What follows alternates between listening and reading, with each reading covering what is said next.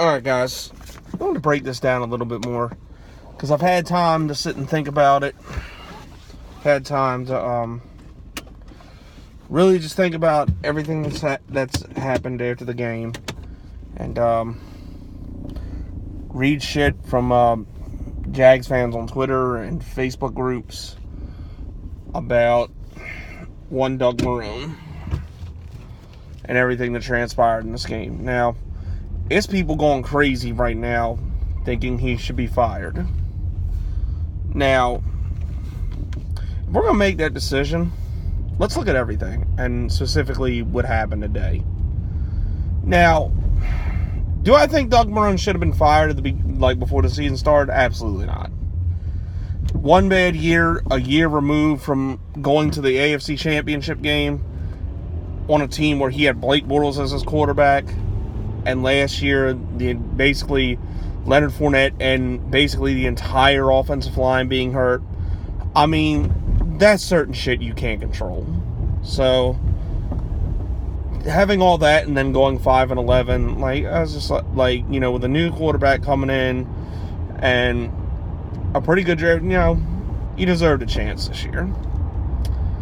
But now we get to this year, and again, there's things that happen that aren't necessarily Doug Marrone's fault. Nick Foles being hurt, that's not Doug Marrone's fault. Cam Robinson not being able to go week 1, not his fault. Marquise Lee not getting ready to go week 1, that's not his fault. The cap casualties like Malik Jackson and Deshaun Gibson, that's not his fault. But here's the thing with that. As far as Nick Foles being hurt, Gardner Minshew's playing about as good as you can expect him to play. He's making limited mistakes. He's playing well.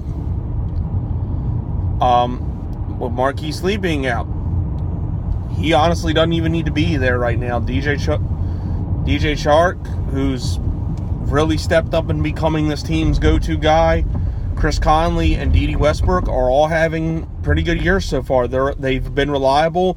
They're not making the stupid drops that we saw last year. DJ Chark looks like a completely different receiver than his rookie season, which I figured he would catch on. So there's really no reason for Marquise Lee to even be there. Honestly, I'm fine if we trade him at the trade deadline. Will Richardson playing well in place of Cam Robinson, so the offensive line's better than last year. So those kind of things are making up for themselves. And then you look at the game today.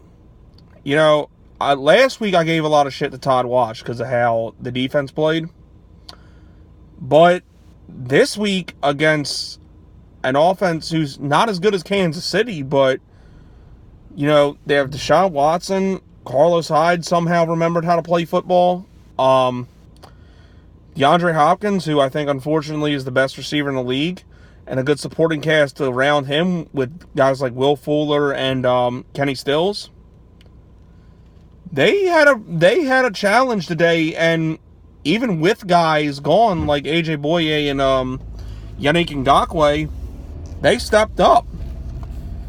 I thought the only mistake I've really thought that, really was bad on defense was when Jalen Ramsey dropped that pick that would have been a pick 6. And that's really all on Ramsey.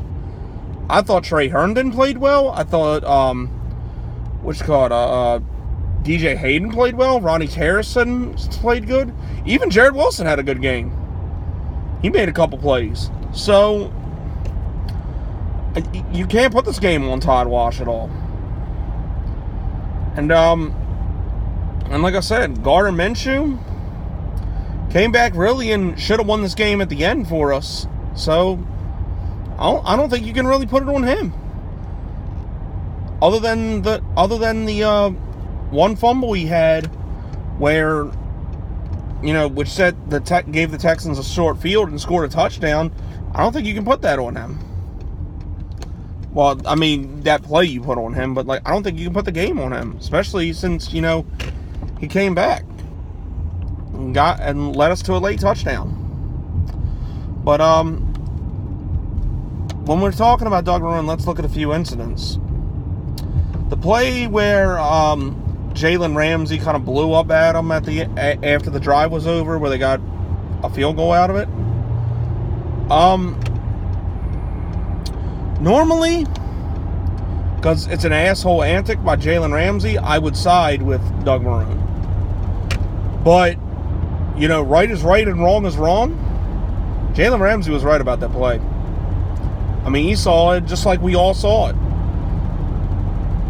When you throw a challenge, you got to make sure there's indisputable evidence, and I'm sorry, but he didn't catch that ball. Unfortunately, I mean, Hopkins catches damn near everything else, but, even staunch Texans fans got to admit, that wasn't a catch. Clearly saw the ball hit the ground. So, in that case, Doug Marrone went a little too conservative, and that cost us 3 points. So, Jalen Ramsey was right. The play he did challenge with D.D. Westbrook with the push-off thing, I mean, that could have gone either way. And you know as well as I do, officials aren't going to... It's tough for officials to admit they're wrong. And especially when there's not enough evidence. And, I kind of figured that call would stand. Bullshit call, but, you just got to think how they think. And then the whole thing in question. Going for 2 at the end of the game, which we failed. Which, by the way, you look at the freeze frames, Leonard Fournette got over. It was a horrible play call, but Leonard Fournette got over. Like, he barely got over, but he got over. But let's look at that a minute.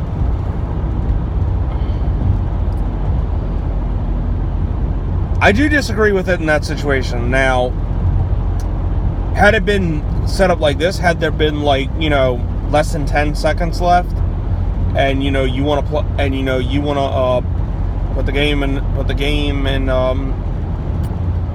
not play for overtime and play for it right there. There's 7. I still may not have done it, but then I can kind of see going forward to end it all there. Then whether you make it or not, you can argue that no matter what, it was the good call. If it doesn't go your way, of course people are going to second guess it, but it was a good call. And the play call choice itself was horrible because though it looked like Leonard Fournette got in, runs up the middle really were not there all day on the Texans. And you have Gardner Minshew, who led a fantastic drive. All the momentum was in. He completely silenced that fucking crowd with that touchdown. All the momentum was in our hands. Put the ball in this kid's hands. What a bootleg. I think nothing rattles this guy. So I think Gardner Minshew is smart enough to know, when to tuck it to run or throw a touchdown. And he has a quick release, too. Guys as big as Conley and Chark, even Westbrook, they only need a second of space for Minshew to get that ball into him. And our Reds, that's something we didn't have last year. Because, DJ Chark's still green, dropping everything left and right. And this year, and I said when we drafted DJ Chark, he might not catch on his rookie season because he's very green, very raw. But if this guy really puts his head to working on himself and working on his hands and running routes, this guy's going to be a force to be reckoned with. And so far he has. He's turned in 2 great performances this week since the season started, and he's really starting to become the go-to guy in this offense, which is one reason why I don't think we need Marquise Lee anymore. I think he's a waste of salary right now. So, but anyway, that being said, the play call choice was bad. But also, the other thing you got to look at here, the Texans had 30 seconds and 2 timeouts left. And you're putting them in a situation where they're forced to try and go down the field and score.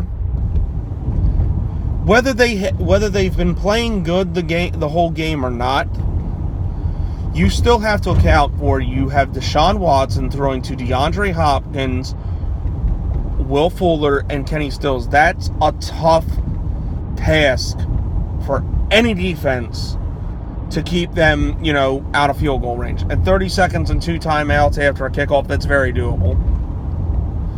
So if you went for it and make it, you got to defend that. The Texans still have a pretty decent shot at, going down and kicking a field goal.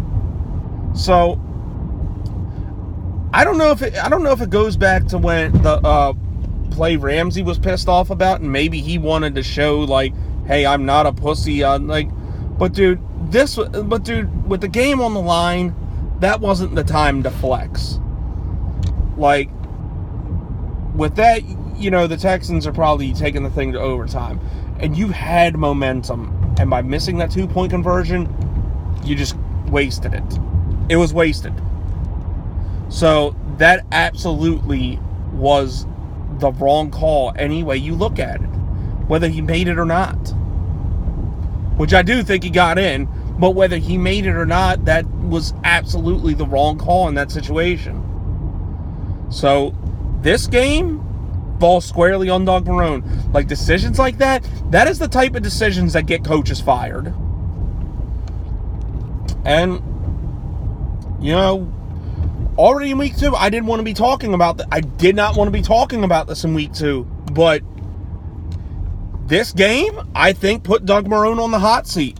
Like, he's got two games that are very winnable coming up. At home against Tennessee, and then we go to Denver to play the Legion of Broncos, who are shit right now, and the AFC South really is still wide open. So, if we somehow fuck those 2 games up, I think Doug Marrone needs to start fearing for his job. Because the decision was unacceptable. We should have been in that game we were in the game to the very end, but like, you made a crucial call that ultimately cost us this game. I think either way could have cost us this game. 30 seconds and 2 timeouts, that's still a lot of time for Deshaun Watson to go down and kick a field goal. So, that call any way you look at it was absolutely the wrong call. I know Doug Marrone's not going to get fired Monday. But if shit like this keeps happening, Jags might have to look at it and go in a different way, because this is a stupid decision that costed us a game we needed. In any division rival game, division wins mean more than regular wins when it comes to playoff seeding and stuff like that. So this was a crucial game that Doug Marrone cost us. So Jags fans got a right to be pissed of wanting this guy fired. Is it going to happen right now? No, it's not. We're kidding ourselves. It's not. But shit like this keeps up, I don't think Doug Marrone's going to even make it to the end of the year. So, Dougie, it's on you now. You better fix this shit soon, because if you don't turn the season around, pretty sure your ass is getting fired. That's all I got. I'll have hate week at some point this week against for the Titans. But I gotta go get some sleep now, guys. I'm out. Peace.